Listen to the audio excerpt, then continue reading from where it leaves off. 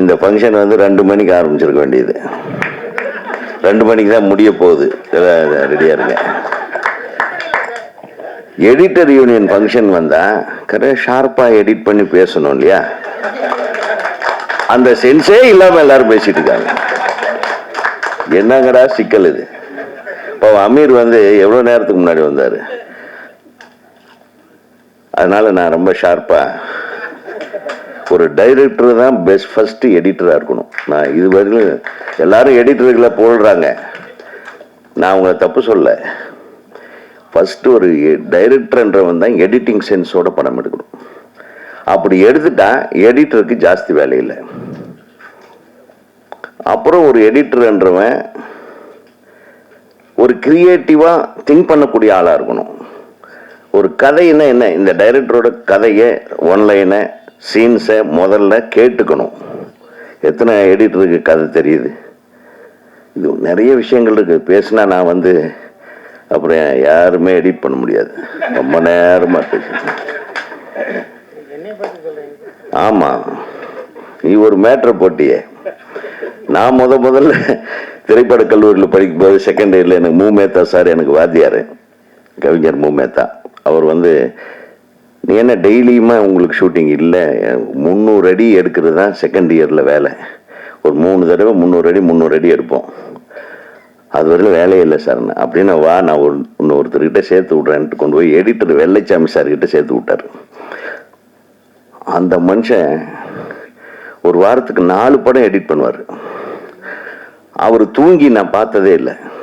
ஒரு வெத்தலை பாக்க போட்டு அந்த பீடாவை போட்டு அப்படின்ட்டு வெடிய ஓட்டி நிறுத்துவார். அதாவது அந்த ஸ்டீன்பெக் கூட இல்லை, அதுக்கு முன்னாடி அம்மம்மா அந்த கையெல்லாம் பார்த்தீங்களா, அந்த விரலெல்லாம் அப்படியே காப்பு காய்ச்சிரும், அப்படியே மரன்னு இருக்கும்.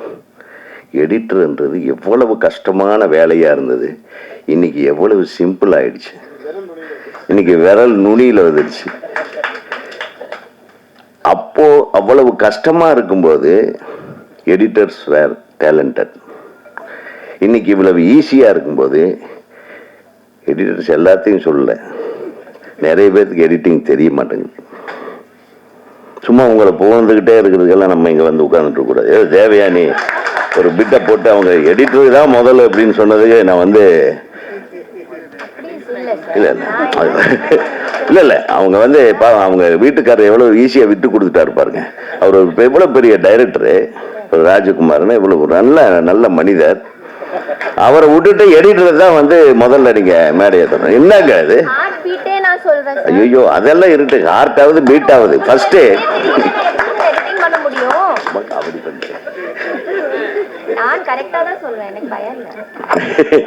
ஆனா வீட்டுக்காரரை விட்டு கொடுத்துட்டீங்க, அது வேற வழி இல்லை.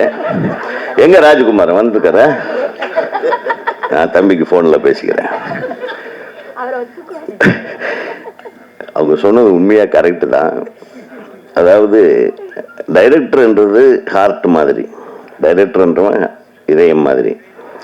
அப்புறம் நம்ம இவரு சொன்னாரு கேமரா யூனியன் இளவரசு ஓடி போயிட்டாரு.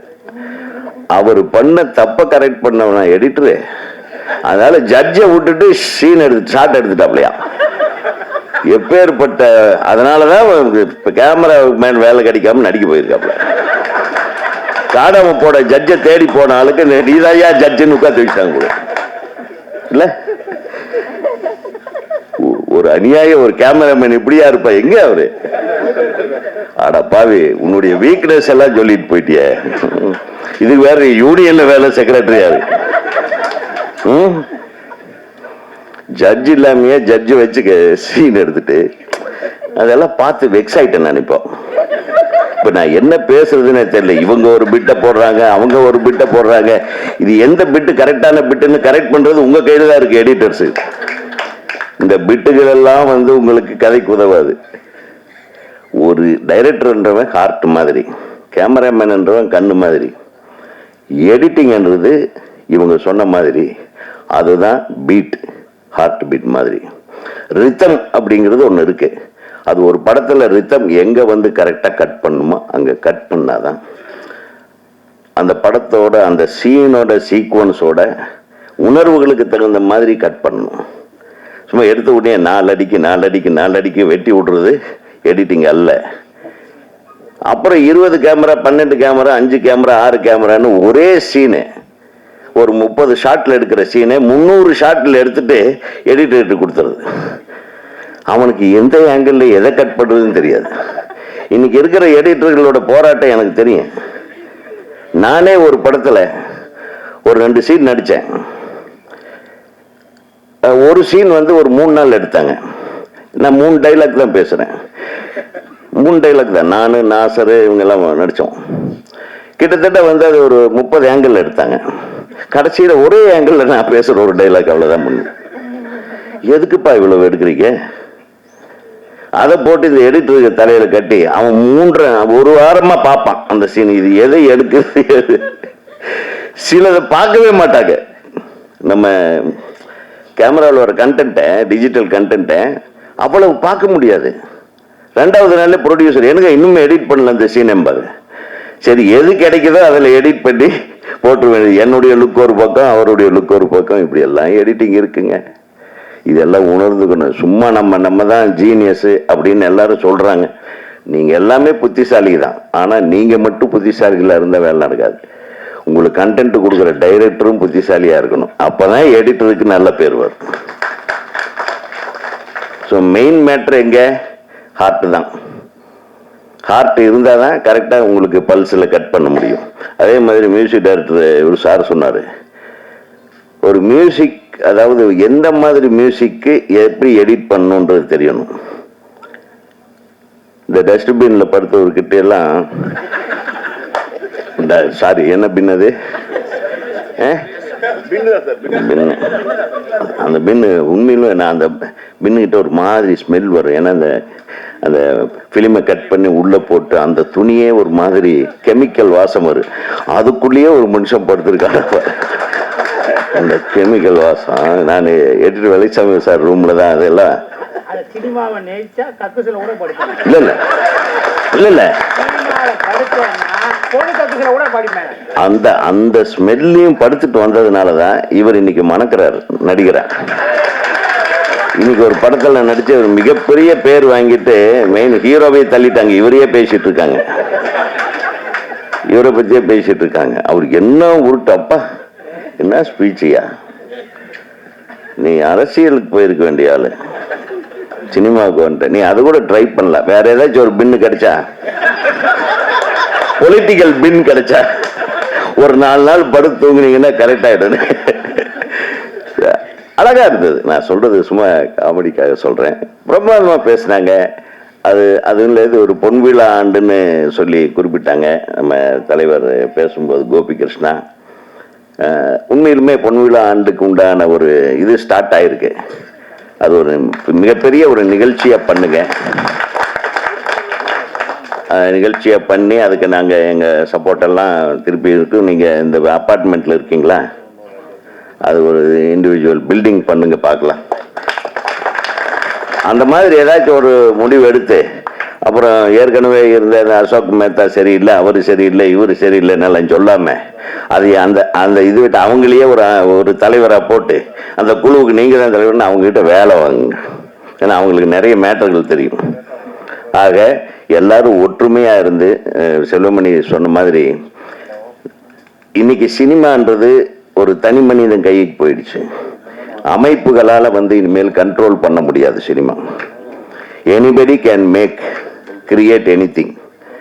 அவன் நானே ஒரு கேமரா வாங்கி, நானே 4 லைட் வாங்கி, நானே 4 பசங்களை ட்ரெயின் பண்ணி கூட்டிட்டு போய் படம் எடுக்கலாம். யாராலையும் நிறுத்த முடியாது. அதை மட்டும் உணர்ந்துக்குங்க. ஸோ நமக்கு தெரிஞ்ச தொழிலை அப்டேட் பண்ணிக்கங்க. செல்வமணி சார் சொன்ன மாதிரி இன்னைக்கு அந்த அழகான விஷயம் சொன்னாங்க. இவங்க ஒரு இன்ஸ்டியூட் ஆரம்பிக்கணும்னா இன்ஸ்டியூட் தேவையில்லை, நீங்களே ஒரு ஒர்க் ஷாப் பண்ணுங்க. அப்டேட்டட் டெக்னாலஜிஸ் என்ன அது தெரிஞ்சவங்க அந்த உங்க குழுவிலேயே இருப்பாங்க. நல்ல டெக்னீஷியன்ஸை வச்சு, ஒரு கேமராமேனையும் கூட வச்சுக்கிட்டு, ஒரு டைரக்டரை கூட வச்சுட்டு, இது எதுக்கு கூட வச்சுக்கிறேன்னா தெரியாத டைரக்டர் தெரிஞ்சுக்கிடுவாங்கல்ல, அதுக்காக தான். ஆக நீங்களே ஒரு வீக்லி ஒன்ஸ் அல்லது மந்த்லி ஒன்ஸ் ஒரு 2 days ஒரு ஒர்க் ஷாப் மாதிரி வச்சு, what is new in editing அந்த மாதிரி நம்ம கற்றுக்கலாம். நிறைய புக்ஸ் வருது, நிறைய ஃபாரின் இப்போதான் எல்லாம் நெட்லேயே வருது, எல்லாமே தெரிஞ்சுக்குங்க. டெஃபினட்டாக எனக்கு நான் எடிட்டராக ஒர்க் பண்ணது முதல்ல என்னுடைய படத்தை ஒர்க் பண்ணது ஜி ஜெயச்சந்திரன். அவர் இல்லை இன்னைக்கு. அவருடைய அப்பா கோவிந்தசாமி சார், அவர் ஒரு ஃபைனல் மார்க்கிங்க்கு வருவார், நெகட்டிவ் கட்டிங்க்கு. அதெல்லாம் நினச்சி பார்க்குறேன். எனக்கும் செல்லுமணி சாருக்கெல்லாம் அவர் தான் எடிட்டரு. அதுக்கப்புறம் அனில் மல்நாட், அதுக்கப்புறம் பிஎஸ் நாகராஜன் ஒரு தம்பியை சின்ன கவுண்டர் படத்தில் இன்ட்ரடியூஸ் பண்ணேன். பெரும்பாலும் அதில் ஒர்க் பண்ணது சுபாஷ் தான். சுபாஷ் நைட்டெல்லாம் தூங்கவே மாட்டான். அவன் எப்போ பார்த்தாலும் சிரிச்சுட்டே இருப்பான், நைட்லேயும் சரி பகல்லையும் சரி. அப்புறம் கொஞ்ச நாள் கழிச்சு அந்த கண்ணு மூடாமையே போச்சு. அதுக்கு ட்ரீட்மெண்ட்டில் இருந்தான். ஏண்டாண்ணே தூக்கம் கெட்டு அப்படியே கண்ணு மூடவே மாட்டேங்குது சார்ண்ணா. உண்மையா அந்த மாதிரி சின்சியராக ஒர்க் பண்ணவங்க பசங்க நம்ம. அப்புறம் அவரு எங்களோட ஒரு படம் எடிட்டராக அவரை நான் அறிமுகப்படுத்தியிருக்கேன். நானே கொஞ்சம் எடிட்டிங்கில் ரொம்ப இன்ட்ரெஸ்ட் தான். என்னுடைய பாட்டு ஒன்று சொல்கிறேன். முத்துமணி மாலையில் உன்னை தொட்டு தொட்டு தாளாட்டன்னு சொல்லிட்டு ஒரு சைலண்ட் பீஸ் வரும். அதுக்கு ஒரு 4 ஷாட்டு ரித்தமில் கட் பண்ணி போட்டிருந்தோம்.